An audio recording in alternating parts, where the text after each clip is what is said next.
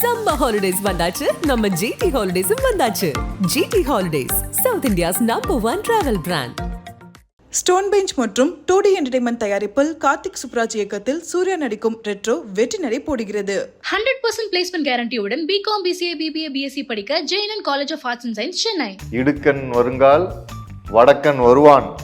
Tourist family அப்படியே போகிற போக்கில் அமைஞ்சது. அது அபிஷனுக்கு வந்து நவீன் வந்து என்னோட வாட்ஸ்அப் டிபி காமிச்சிருந்தாரு. அதில் க்ளீன் ஷேவ் பண்ணி ஒரு லுக் இருந்தது. அது பார்த்த உடனே ஒரு டக்குன்னு கூப்பிட்டுன்னு சொன்னாங்க. அபிஷன் வந்து எனக்கு என்னோட ஆர்க்கை மட்டும் ஃபர்ஸ்ட் சொன்னார். அதுக்கப்புறமா என்னை கூப்பிட்டு ஆஃபீஸில் உட்காந்து ஸ்கிரிப்ட் நீங்கள் படிங்கன்னு சொல்லி படிக்க வச்சிட்டாரு.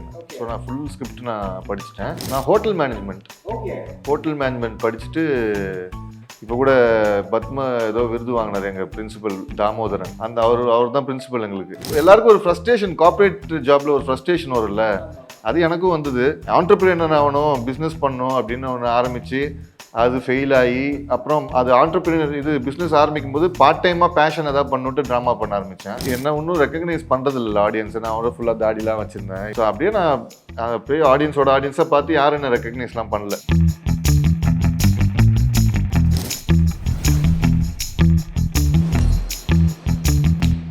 ஸோ எப்பவுமே லைஃப்பில் வந்து ஒரு டாட்ஸுமே கனெக்ட் பண்ணுவாங்க அப்படின்ற மாதிரி ஒன்று இருக்கும்ல. அது மாதிரி தான் நான் உங்களுடைய முந்தைய படமும் இப்போ இருக்க படமும் கனெக்ஷன் அப்படின்ற மாதிரி நான் ஃபீல் பண்ணுறேன். நானும் அதை நோட் பண்ணேன். அதாவது இடுக்கன் வருங்கால் வடக்கன் வருவான் அப்படின்னு சொன்னீங்க. அதே மாதிரி முதல் படத்தில் நார்மலாக ஒரு சாமியாரை நடிச்சு அது மாதிரி போச்சு. செகண்டில் வந்து நீங்கள் சொன்ன மாதிரியே வந்திருக்கீங்களே அப்படின்றது வடக்கன் வந்துட்டான் பல்வான் சிங்கா வந்திருக்காப்புல. எப்படி இருந்துச்சு டூரிஸ்ட் ஃபேமிலியை பற்றி நம்ம பேசுவோம். அதுக்கப்புறம் will talk about Modern love.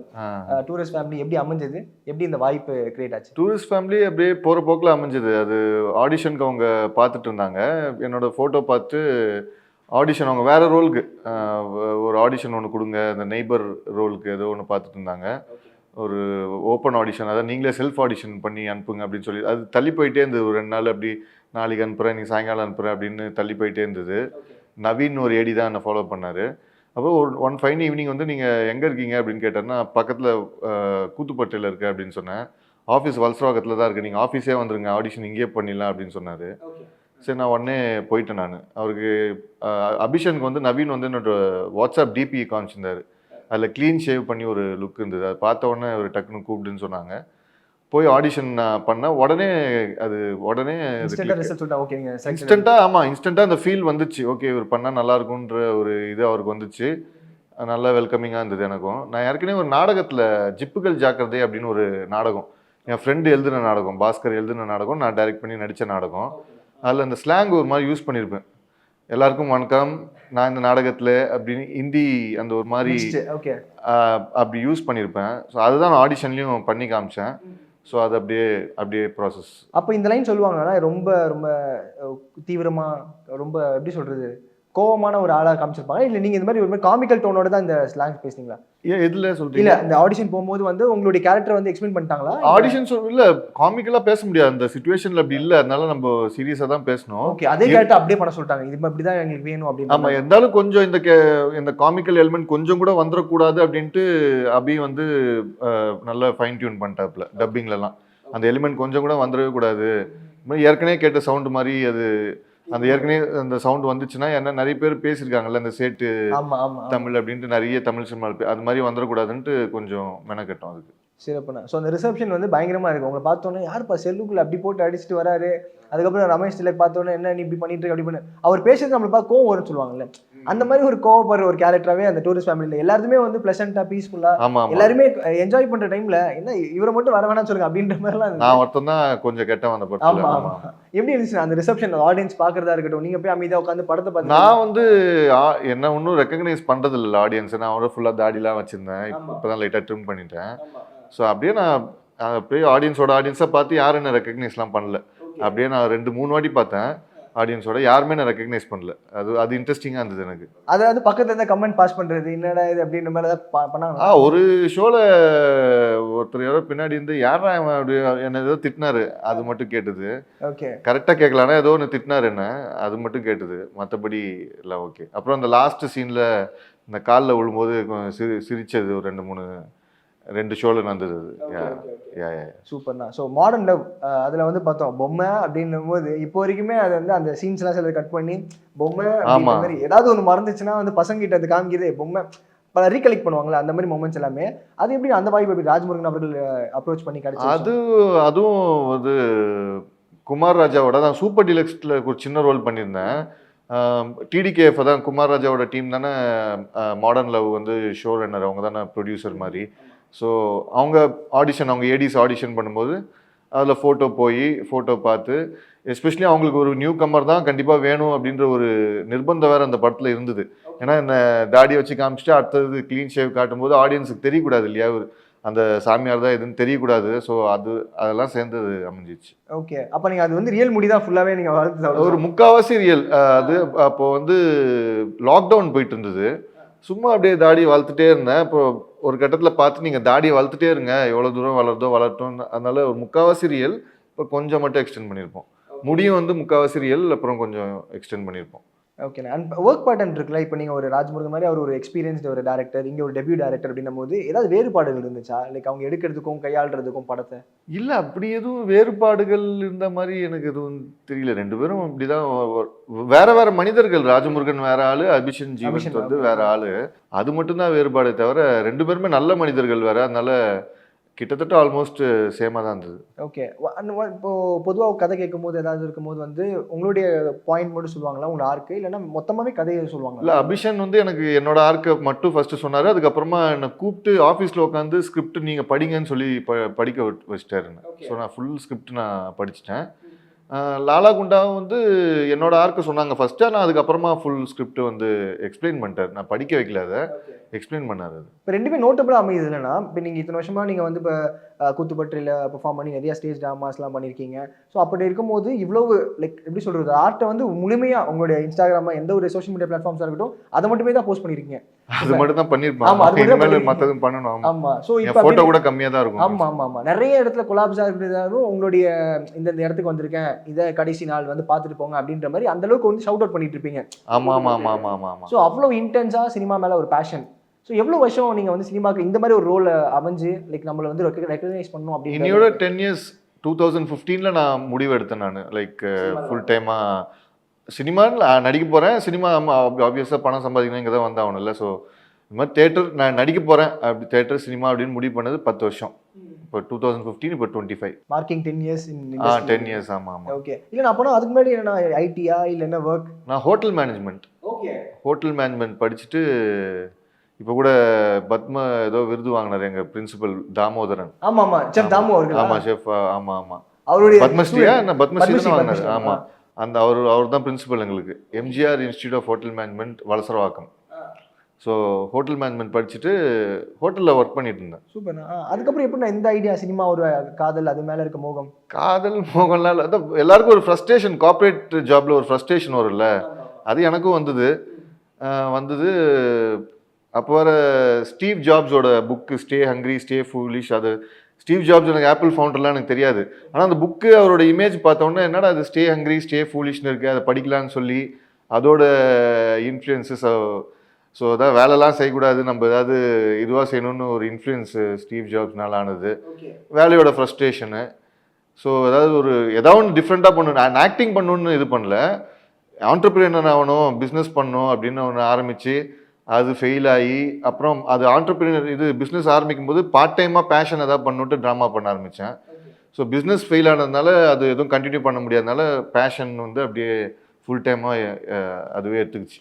Okay. இல்லை நான் இப்போ இப்படி சொல்லுவாங்கல்ல, அழகாக படித்து ஒரு வேலைன்னு போகும்போது எல்லாமே கொலாப்ஸ் ஆகிற மாதிரி ஒரு விஷயம் நீங்கள் ஒன்று எடுக்கிற முடிவுனால. அப்போ வீட்டில் தான் சொல்லுவாங்களா, நல்லா சம்பாதிச்சிட்டு இருந்து எதுக்கு நீ விடுற அப்படின்னு சொன்னாங்க. ஆனால் அதான் அது ஃபைட் பண்ணி வந்துட்டோம், அவ்வளோதான். சொல்லிட்டு தான் இருந்தாங்க. ஆனால் ஒரு கட்டத்தில் ரொம்ப எங்கள் வீட்டில் வந்து வலுக்கட்டாயமாக இது பண்ணக்கூடாதுன்னு சொல்ல மாட்டாங்க. ஒரு காஷியஸாக ஒன்று சொல்லுவாங்களே தவிர எது வந்து நான் பண்ணுறது எதுவாக இருந்தாலும் end of the day accept பண்ணிவிடுவாங்க, இல்லை பண்ண வச்சிடும். ஸோ ஏதாவது ஒன்று அப்படி. இந்த 10 வருஷத்துலனா நீங்கள் வந்து எவ்வளோ ஸ்டேஜ் ட்ராமாஸ் பண்ணியிருப்பீங்க, எவ்வளோ விஷயம் கற்றுருப்பீங்க. எனக்கு சினிமா அப்படின்னு நிறைய பேர் எப்படின்னா இப்போ பார்த்தீங்கன்னா இன்ஸ்டாகிராம் ரிலீஸ் போட்டுட்டு அதில் இப்போ ஒரு வாய்ப்புனாலே அந்த ஃபாலோவர்ஸ் வச்சு அந்த ஒரு இன்ஃப்ளூயன்ஸ் பண்ணி வாங்கிடுறாங்க. ஆனாலும் இப்படி இல்லை, இதுதான் ரூட்டு அப்படின்றத நீங்கள் அழகாக காமிச்சிட்டு இருக்கீங்க. அது எப்படி? இல்லை, இப்போ எனக்கு இதுதான் தெரிஞ்சது, நான் அதில் ஃபாலோ பண்ணேனே தவிர நான் இன்னும் பிளான் பண்ணிலாம் பண்ணல. அப்புறம் எவ்வளோ கற்றுக்கிட்டேன். இப்போ கற்றுக்கிட்டதெல்லாம் மறக்கணும்னு நினைக்கிறேன். ஸோ கற்றுக்கிட்டதெல்லாம் எதுக்கு, கற்றுக்கிட்டதெல்லாம் மறக்கணும், திருப்பி ஃப்ரெஷ்ஷாக ஸ்டார்ட் பண்ணணும்னு நினைக்கிறேன். ஸோ கற்றுக்கிட்டதை வச்சு ஒன்றும் பண்ண முடியாதுன்னு நினைக்கிறேன் நான். கற்றுக்கிட்டதை மறக்கணும். அப்போ தான் ஏதாவது என்ன புதுசாக புதுசா இருக்கு, வித்தியாசமா இருக்கு, இது கொஞ்சம் வேற route ஆ இல்லை இருக்கு. அப்படிதான் நினைக்கிறேன். ஆனால் கற்றுக்கிட்டது நிறைய நாலேஜ் வந்து உங்களோட செயலையே வந்து செய்ய விடாமல் தடுக்குது, அந்த விளையாட்டுத்தனத்தையே வந்து எடுத்துருது அப்படின்ற ஒரு இது எனக்கு புரியுது. So and what you think, நான் இப்போ கரண்ட் சுச்சுவேஷன்ஸில் இப்போ ஆடிஷன்ஸ் போகிறதா இருக்கட்டும், அவங்களுக்கு எவ்வளோ ஃபாலோவர்ஸ் இருக்குது, என்ன இருக்குது, அவங்களால எவ்வளோ ஃபேன் பேஸை ஃபுல் பண்ண முடியும் அப்படின்றத பார்த்து தான் வாய்ப்புகள் வருதா, கிடைக்குதா? அப்படி எல்லாருக்கும் அப்படி சொல்ல முடியாதுன்னு நினைக்கிறேன். அதை கொஞ்சம் பார்க்குறாங்க, சரி இவங்க நம்ம படத்தில் இருந்தானா இவங்க போஸ்ட் போட்டால் ஒரு 100 டிக்கெட் விற்கலாமே, 200 டிக்கெட் விற்கலாமேன்னு அப்படி ஓடுதே தவிர, பட் எல்லாருக்கும் அப்படி நடக்கிறது இல்லை, எல்லாமே அப்படி நடக்கிறதும் இல்லை. ஸோ அதனால அது ஓகே தான். ஓகே, இல்லை நான் இப்போ நான் அப்படின்னா ஒரு கூத்துப்பட்டியில் உட்காந்துட்டு இருக்கீங்க, ஒரு பஞ்ச் ஆஃப் ஸ்டூடெண்ட்ஸோட உட்காந்து ரீல்ஸ்லாம் சும்மா ரேண்டமாக பார்க்குறீங்கன்னு வச்சுக்கோங்க, ஸ்க்ரோல் பண்ணும்போது என்ன இவங்களாம் என்ன பண்ணிட்டாங்கன்றது இவங்களுக்கு ஒரு வாய்ப்பு கிடைக்குது. அதெல்லாம் இப்போ நிறைய இருக்காது, கொஞ்சம் காமிக்கலாக பண்ணுறது சரி, அவங்களே அவங்கள வந்து லைக் கலாய்க்கிறது, கிண்டல் பண்ணுறது இப்படின்லாம் ரீல்ஸ் போட்டு வாய்ப்புகள் கிடைச்சது. பட் நம்ம ஆத்மார்த்தமாக ஒரு விஷயத்தை கற்றுக்கிட்டு அதுக்காக அர்ப்பணிப்போடு உட்காந்துட்டு இருக்க நம்மளுக்கு ஒன்றுமே கிடைக்க மாட்டேதுன்ற ஒரு சரி, அப்படிலாம் அவங்களோட ரூட் அது, உங்களோட ரூட் இது. நீ வேணா பண்ணு, நீ வேணா ரீல்ஸ் பண்ணு, நீ ஆத்மார்த்தமாக ஒன்று பண்ணுறதுனால உனக்கு ஒன்று கிடைச்சாகணும்னு அவசியம் இல்லை. ஸோ உனக்கு அது அவங்க மேலே காண்டா இருக்குன்னா நீயும் பண்ணி நீயும் ப்ரொமோட் பண்ணி. அதே மாதிரி அந்த ஆமாம் ஆமாம். தமிழ் சினிமாவில் இப்போ நிறைய படங்கள் பார்த்துருப்பீங்க, நிறைய நடிகர்கள் பார்த்து நீங்களும் வந்து ஓகே பயங்கரமாக இருக்குது அப்படின்னு சொல்லி வியந்திருப்பீங்க உங்கள் நடிப்பை பார்த்து. அது மாதிரி நீங்கள் நோட்டபுளாக இவங்களுடைய பெர்ஃபார்மன்ஸ் நான் வந்து பார்த்துட்டு இருக்கேன்னா யாராவது? சரி, எனக்கு ரொம்ப பிடிச்ச ஆக்டர் வந்து MS பாஸ்கர். அவர் தான் எனக்கு ரொம்ப பிடிச்ச ஆக்டர். இவர் இல்லை இந்த படத்தில் அவர் இருக்கிற, அவர் கூட நடிக்க வாய்ப்பு எனக்கு கிடைச்சிது. ஸோ எனக்கு அவர் தான் பெஸ்ட் ஆக்டர் இந்த இண்டஸ்ட்ரினா, எனக்கு அவர் தான் சொல்ல வரும். ஆமாம். ஓகே, அதான் அந்த மொமெண்ட் நீங்கள் ஷேர் பண்ணியிருப்பீங்க கண்டிப்பாக. அப்போ அவர் வந்து பயங்கரமான சரியான மொமெண்ட், தேட்டர் மொமெண்ட். ஆமாம் ஆமாம் ஆமாம். அது அந்த மொமெண்ட் சீன்லாம் நீங்கள் சொல்லியிருக்கீங்களா? இது மாதிரி உங்களுக்கு தான் ரொம்ப பிடிக்கும்? நான் சொன்னேன், நான் சாதாரணமாக சொன்னேன், அவரும் சாதாரணமாக தெரியும். அப்படியாப்பா அவ்வளோதான், அது ஒன்றும் பெரிய சார் நீங்கள் தான் சார் அப்படிலாம். நானும் அந்த மாதிரி சொல்கிற ஆள் கிடையாது, அவரும் அப்படிலாம் அதை கேட்டுட்டு என்ன சொல்கிறது பெருசாக ரியாக்ட் பண்ணுற ஆளும் கிடையாதுன்னு நினைக்கிறேன். சொன்ன இந்த மாதிரி சார் நீங்கள் ரொம்ப பிடிக்கும் அப்படின்னு சொன்னேன், அவர் தேங்க்யூப்பா அப்படின்னாரு. ஸோ அந்த சீன்லாம் மேக் பண்ணும்போது ஏதாவது பேசிக்கிட்டீங்கன்னா, இது இப்போ படத்தில் இப்போ நிறைய சொல்லுவாங்க பார்த்தீங்களா, பிஹைண்ட் தி சீன்ஸ் வந்துட்டு அந்த ஆக்டர்ஸ் வந்து கோ ஆக்டர்ஸ் உட்காந்து பேசி இந்த சீன் எப்படி எலிவேட் பண்ணலாம் அப்படின்ற மாதிரி ஏதாவது சொல்லுவாங்க? எலிவேட் பண்ணுறான்ற மாதிரி இந்த படத்தை பொறுத்த வரைக்கும் 90% வந்து அபிஷான் வந்து என்ன பண்ணணும்ன்ட்டு எல்லார் கேரக்டருக்குமே 90% வந்து என்னென்ன பண்ணணும், என்னென்ன ஆக்ஷன் வேணும்னு அவருக்கே தெரியும். ஸோ அவர் சொல்லிடுவார். ஸோ அந்த இம்ப்ரவைஸ் பண்ணி எலிவேட் பண்ணுற அளவுக்கு ஸ்கோப்பு இல்லை. ஸோ அதனால் அவர் சொல்கிறத பண்ணிவிட்டு அவர் ஒரு கிளியர் விஷன் வச்சுருந்தாரு, இதுதான் வேணும், இதுதான் வேணும்ன்ட்டு. அது அப்படியே ரொம்ப இதுவாகவும் கேட்க மாட்டார், காப்பி அடிக்கிற மாதிரி. அதை வாங்கிட்டு நம்மளோட இதுலேருந்து அது கொடுக்கலாம். ஸோ MS பாஸ்கர் சார் இல்லை மற்ற கோஆக்டர்ஸோட கொஞ்சம் லைட்டாக இப்படி பேசணும், இப்படி பாரு அப்படி பாரு, நீங்கள் இங்கே கேளுங்க அங்கே கேளுங்க. ஸோ அந்த மாதிரி கான்வர்சேஷன்ஸ் தான். ஸோ இப்போ அப்பார்ட் ஃப்ரம் உங்கள் பல்வான் சிங் கேரக்டர் தாண்டி வேறு ஏதாவது ஒரு கேரக்டர் வந்து இது நல்லா இருக்கே, இதை நம்ம பண்ணலாம் அப்படின்ற மாதிரி ஏதாவது உங்களுக்கு தோணிருக்கா? இந்த மாதிரி நம்மளுக்கு ஒரு வாய்ப்பு கொடுத்தா நம்ம பெஸ்ட்டாக இந்த படத்துலையா? இந்த படத்தில் எந்த கேரக்டர் பண்ணணும்னு தோணும் உங்களுக்கு? அப்படி எதுவும் தோணலையே. இல்லை உங்கள் இடத்துல இப்போ சசிகுமார் அவருடைய இடத்துல பிளேஸ் பண்ணி பார்க்கறதுக்கு யோசிச்சிருக்கீங்களா? பிகாஸ் எனக்கு இப்போ நீங்கள் இந்த ருக்கை பார்க்கும்போது ஒருவேளை ஒரு கிரே ஷேட்லாம் போட்டுட்டு ஒருவேளை அந்த இந்த சிலோன் அந்த பாஷையில் பேசினா கூட செட் ஆகும்ன்றது எனக்கு ஃபீல் ஆகுது. இப்போ நீங்கள் இருக்கிறதுல செட் ஆகலாம், நடிக்கலாம், ஒன்றும் பிரச்சனை இல்லை. ஆமாம், ஆனால் அப்படி எனக்கு தோணலை. நீங்கள் கேட்டோன்னு தான் தோணுது தவிர அந்த ஸ்லாங் இப்போ நம்ம எடுக்க முடியுமா? நீங்கள் ஏதாச்சும் ஒன்று நான் இங்கேருந்து வந்துடுறேன் அது மாதிரி இல்லை, அது டக்குன்னு எடுக்க முடியாதுன்னு நினைக்கிறேன். கொஞ்சம் ஒர்க் பண்ணி தான் எடுக்கணும். இலங்கை ஸ்லாங் தானே கேட்குறீங்க, டக்குன்னு எடுக்க முடியாது. என்ன கதைக்கிறீங்க அப்படின்னு கேட்கலாம், ஆனால் கொஞ்சம் ஒர்க் பண்ணி தான் எடுக்கணும். ஓகே, அப்போ அது இப்போ ஒரு ப்ராப்பராக இப்போ ஏதோ ஒரு திண்டுக்கல் ஏதோ கோயம்புத்தூரோ இந்த மாதிரி ஏதாவது ஒரு ஸ்லாங் சொல்லி இதை நீங்கள் எடுத்து பேசுங்க அப்படின்னும் போது அதுக்கு ப்ராப்பராக சில வீடியோஸ் பார்த்து ரெஃபரன்ஸ் எடுத்து சில வீடியோஸ் இல்லை யாராவது நண்பர்கள் இருந்தாங்களா அவங்கள பேச சொல்லி கேட்டு.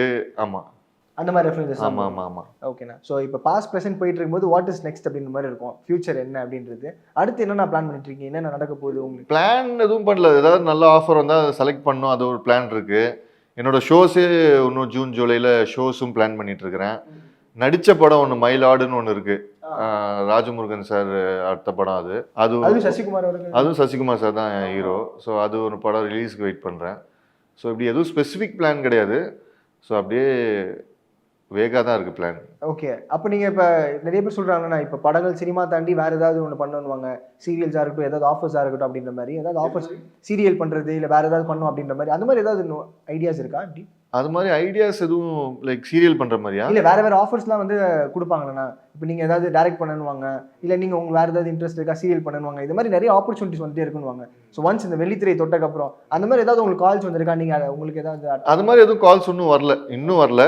ஸோ அது வரதுல எது நம்மளுக்கு பிடிச்சிருக்குன்றது பார்த்து சூஸ் பண்ணணும். ஒரு கம்ப்ளீட் ஆக்டர் ஆகிறதுக்கு என்னென்ன படிகள்லாம் கடந்து போகணுமா? என்னென்ன ஃபுல் ஹியூமனிட்டி, ஃபுல் லைஃப் வந்து ஓரளவுக்கு புரிஞ்சுக்கிறதுக்கு முயற்சி பண்ணணும். ஸோ அதுதான் நான் நினைக்கிறேன். மொத்த வாழ்க்கையை ஓரளவுக்கு உன்னால் முடிஞ்ச அளவுக்கு புரிஞ்சுக்கிறதுக்கு ட்ரை பண்ணணும். கம்பேஷன் வேணும், இன்னொரு மனிதனை பற்றின ஃபீலிங் வேணும், கைண்ட்னஸ் வேணும், ப்ளஸ்ஸு லைக் உள்ளே இருக்கிற நம்மளுக்குள்ளே இருக்கிற எல்லா விஷயத்தையும் பார்க்கறதுக்கு தெரிஞ்சுக்கணும். ஸோ இதுதான் நான் நினைக்கிறேன். இப்போ நிறைய குருக்கள் கிட்ட நீங்கள் கற்றுருப்பீங்க, மாஸ்டர்ஸ்லாம் சொல்லி கொடுத்துருப்பாங்க. அதில் நிறைய வேரியேஷன்ஸ் இருக்கும். அதில் கற்றுக் கொடுக்குறவங்க வந்து என்ன மாதிரி விஷயங்களை சொல்லி தருவாங்க? இப்போ ஃபஸ்ட் ஸ்டாண்டர்ட் டு 12th ஸ்டாண்டர்ட்னா நம்மளுக்கு தெரியும் சிலபல் இதுதான் இருக்குது அப்படின்றது. ஆக்டிங்னா இப்போ ஒரு மாஸ்டர் வந்து ஒரு டைப்பாக சொல்லி கொடுப்பாங்களா, இல்லை ஒரு மாதிரி வேறு வெவ்வேறு பாதை இருக்குது. லைக் இன்டர்னல் டு எக்ஸ்டர்னல், உள்ளே ஃபீல் பண்ணி அதை வெளியே கொடுக்கறது ஒன்று இருக்குது. எக்ஸ்டர்னல் நீங்கள் செய்கிற செயல் மூலியமாக அதுலேருந்து உள்ளே போகிற ஒரு இதுவும் இருக்குது. ஸோ வெவ்வேறு பாதைகள் இருக்குது. ஆனால் எல்லா மாஸ்டர்ஸும் சொல்கிறது கடைசியில் ஒன்று தான், நீ பண்ணுறது வந்து எனக்கு நடிப்பு வந்து அது நடிப்பில் உயிர் கொடுன்னுவாங்க. லைக் நடிப்பில் வந்து அந்த உயிர் இருந்துச்சுன்னா, அந்த உயிர்ப்பு இருந்துச்சுன்னா அது வந்து நல்லாயிருக்கு. அதுக்கு நீ என்ன வேணால் பண்ணலாம். ஸோ உன்னோட மெத்தடை வந்து நீ கண்டுபிடிக்கணும். எல்லா மாஸ்டர் சொல்கிறதும் கேட்டுக்கலாம். கேட்டுட்டு எப்படினாலும் அது உன்னோட கம்ஃபர்ட். ஏன்னா உனக்குள்ளே என்ன நடக்குதுன்னு யாருமே சொல்ல முடியாது. கடைசியில் அது நீ தான் பார்த்து. ஏன்னா எதுவுமே கரெக்டு தப்பு கிடையாது ஆக்டிங்கில். எதுவுமே இதுதான் டாப்புன்னு கிடையாது. இது போயிட்டே இருக்குது, அது எண்டே கிடையாது. ஸோ இப்போ இந்த படத்தில் ஷார்ட் ஓகேயான ஷார்ட் வந்து வெளியே வந்து படமாக இருக்கு. ஆனால் அது வந்து அந்த ஓகேயான ஷார்ட்லாம் நல்லா நடிப்பா இல்லை நல்ல பெஸ்ட்டு சீனா அப்படிலாம் கிடையாது. அதுக்கு இன்னும் எப்படி வேணால் பண்ணலாம், இன்னும் எலிவேட் பண்ணி போகலாம். ஸோ அட்லீஸ்ட் பேர் மினிமம் ஒரு பாஸ் மார்க்கில் இருந்தால் தான் அது okay short. So pass mark இருக்கிறதுனால அது சூப்பர் அப்படின்னு கிடையாது. ஸோ அன்லிமிட்டெட் ஆக்டிங்கிறது unlimited. So just keep on going, அவ்வளோதான். சிறப்புண்ணா. இப்போ அப்பார்ட் ஃப்ரம் ஆக்டிங் தாண்டி உங்களுக்கு டேரக்ஷன் இன்ட்ரெஸ்ட் இருக்காண்ணா? ஏதாச்சும் டேரக்ஷன் இருக்குது. ப்ளே டைரக்ட் பண்ணியிருக்கேன். 2 ப்ளே. நம்மருமை புதுமை பித்தன் அப்படின்னு ஒரு ப்ளே டைரக்ட் பண்ணியிருக்கேன். நம்மருமை நான் முத்துசாமி அப்படின்னு ஒரு ப்ளே டைரக்ட் பண்ணியிருக்கேன். அப்புறம் அது இல்லாமல் குட்டி குட்டி ஷார்ட் ப்ளேஸ்லாம் டைரக்ட் பண்ணியிருக்கேன். டைரக்ஷனில் இன்ட்ரெஸ்ட் இருக்குது. ஃபிலிம்லேயும் டைரக்ட் பண்ணணும்னு இன்ட்ரெஸ்ட் இருக்குது. அதுக்கான கதைகளும் ரெடி ஒரு கதை ஒன்று எழுதி அதோட பைலட் ஒரு 10-15 நிமிஷத்துக்கு ஷூட் பண்ணி இருக்குது. இன்னொரு கதை எனக்கு வரல. ஸோ வந்தால் எழுதுவேன். What is cinema for you? இப்போ உங்ககிட்ட கேட்டால் வந்து படங்கள் நடிக்கிறோம், அதெல்லாம் தாண்டி உங்களுக்குன்னு ஒரு கோல் இருக்கும்ல. இப்போ பிரசன்னா அவர்கள் வந்து ஞாபகம் வச்சுக்கிற மாதிரி ஒரு ஒர்க் பண்ணணுமா, அப்படி இல்லை எனக்கு நான் பிடிச்ச வேலையை பண்ணிட்டு போகிறேன், நீங்கள் ஞாபகம் வச்சுக்கினாலும் பரவாயில்ல வைக்கலாலும் பரவாயில்ல, எனக்கு பிடிச்ச மாதிரி நான் இருந்துட்டு போயிடுறேன் அப்படின்ற மாதிரி ஒரு எனக்கு பிடிச்ச மாதிரி இது பண்ணுறதுக்கு, லைஃப்பை லீட் பண்ணுறதுக்கு, ஒரு நல்ல ட்ராவல் பண்ணுறதுக்கு, நிறைய மக்களை சந்திக்கிறதுக்கு, நிறைய கதையில் நடிக்கிறதுக்கு, அந்த மாதிரி இருந்தால் போதும். என்ன ஞாபகம் வச்சுக்கலன்னா பரவாயில்ல. எனக்கு லைஃப் லீட் பண்ணுற அளவுக்கு இது இருந்தால் போதும். லைஃப்பை ஹாப்பியாக லீட் பண்ணுறதுக்கு, நான் பெட்டர் ஹியூமன் பீயிங்காக ஆகிறதுக்கு இது ஒரு யூஸ்ஃபுல்லாக இருந்துச்சுன்னா அது போதும் எனக்கு. பட் அதான் இப்போ நீங்கள் இது ஒரு பார்ட்னு வச்சுக்கோங்க. இன்னொரு சில பேர் வந்து சினிமா இஸ் ஃபார் லைக் ஒரு மார்க்கெட்டிங் தானே, ஒரு பிளேஸ் தானே. அதில் வந்து ஒரு பாயிண்டில் பூம் ஆகி பிளேஸ் பண்ணி நம்மளை வந்து அந்த Tier 1, Tier 2, Tier 3 இந்த மாதிரி ஒரு ரேஞ்சில் வந்து அடக்கிக்கணும் அப்படின்ற மாதிரி பார்க்குற ஒரு சில கேட்டகரிஸ் இருப்பாங்க. நீங்கள் அந்த கேட்டகரிஸில் போக நினைப்பீங்களா? இல்லை, அந்த மாதிரி எதுவும் கேட்டகரிஸில் போகிறதுக்கு எனக்கு Tier 1, Tier 2, Tier 3 அதில் பிலீஃபே இல்லை எனக்கு. இல்லை, உங்களை எப்படி நான் பிளேஸ் பண்ண நினைக்கிறீங்க? லைக் ஒரு சப்போர்ட்டிங் ஆர்டிஸ்டாவா, இல்லை ஒரு வில்லனாக பார்க்கணுமா, இல்லை ஒரு ஹீரோவாக இருக்கணுமா, என்ன மாதிரி ஒரு ரோலில் நீங்கள்? நான் எல்லாத்துலேயுமே போய் ஃபிட்டின் ஆகணும். ஏதாவது ஒரு கதையில் ப்ரொட்டாகனிஸ்டாக என்னோட இதுக்கு சூட் ஆகிற மாதிரி இருந்தால் ப்ரொட்டாகனிஸ்ட்டும் பண்ணுறதுக்கு நான் ஆசைப்பட்றேன். வில்லன் ஓகே, காமெடி ட்ரை பண்ணதுக்கு ஆசைப்பட்றேன். Character, supporting actor, anything. So interesting for the maker and me. ஆமாம், ஏன்னா என்னை வச்சு ஒர்க் பண்ணுறவருக்கும் ஏதாவது ஒரு இன்ட்ரெஸ்ட் இருக்கணும்ல. ஸோ எனக்கு இன்ட்ரெஸ்டிங்காக இருக்கணும், என்னோட கூட ஒர்க் பண்ணுறவங்களுக்கு இன்ட்ரெஸ்டிங்காக இருக்கணும். ஸோ அதுதான். ஓகே. தோராயமாக எவ்வளோ ஆடிஷன்ஸ் அட்டன் பண்ணியிருப்பீங்கன்னா? ரொம்ப கம்மி. நான் ஆடிஷனே அட்டன் பண்ண மாட்டேன், ஆடிஷனே போக மாட்டேன். இந்த ஃபார்வர்ட் மெசேஜ் அந்த அதுக்கெலாம் ஃபோட்டோவே அனுப்ப மாட்டேன். ரொம்ப எனக்கு எப்படி தெரில, அப்படியே வர்றது யாராவது கூப்பிடுவாங்களா ஸ்பெசிஃபிக்காக இங்கே போ, இங்கே வந்து இது கேரக்டருக்கு எடுக்கிறாங்க, இந்த இடத்துல வந்து நிஜமாவே ஆள் பார்க்குறாங்க முக்கியமான ரோலுக்கு. ஸோ அந்த மாதிரி இருந்தால் தான் நான் போவேன். இன்ஃபேக்ட் ஆடிஷனில் வந்து இந்த 2 இதை தவிர ஒரு இன்னும் மிஞ்சி போனால் ஒரு 5, 6, 10க்குள்ளே இல்லை நான் ஆடிஷன் போனது. பெரிய பெரிய படங்கள், பெரிய பேனர்ஸ் அப்படி பார்த்து எப்படி இருந்தாலும் நீங்கள் இது வரைக்கும் என்னோட 10 வருஷத்தில் நான் 15 ஆடிஷன் தாங்க போயிருப்பேன் மிஞ்சி போனால். ஏன்னா அது இப்போ ஏதாவது யோசிக்கிறீங்களா, ஏன் நம்ம கம்மியாக போயிட்டோம் அப்படின்ற மாதிரி ஏதாச்சும் ஆப்பர்ச்சுனிட்டிஸ்? அப்படி யோசிக்கலை நான். ஓகே, அது ஒரு ஃபிலாசபி இருக்குது, நீ எதை தேடி போறியோ அது உன்னை தேடி வருது அப்படின்னு ஒரு இது இருக்குல்ல. ஸோ அந்த மாதிரி இதை நான் நம்புகிறேன். ஸோ நான் ஒன்று தேடி போயிட்டுருக்கிறேன், அது நம்மளை நோக்கி வரும்போது அது கூட போய் சேர்ந்துக்கணும் அப்படின்னு ஒரு இதுதான்.